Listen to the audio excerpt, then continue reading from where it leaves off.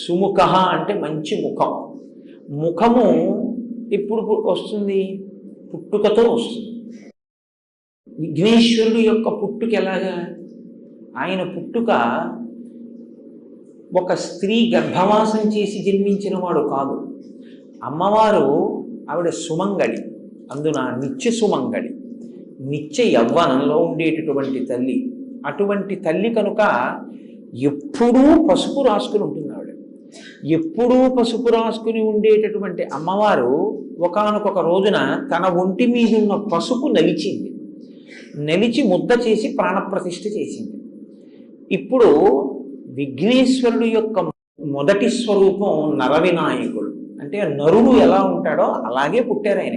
మరి గజముఖం ఎక్కడి నుంచి వచ్చింది? పరమశివుడు నరముఖాన్ని తొలగించాడు, గజముఖాన్ని పెట్టాడు. మనకి వినాయక వ్రత కల్పం కథలో ఏం చెప్పాడు?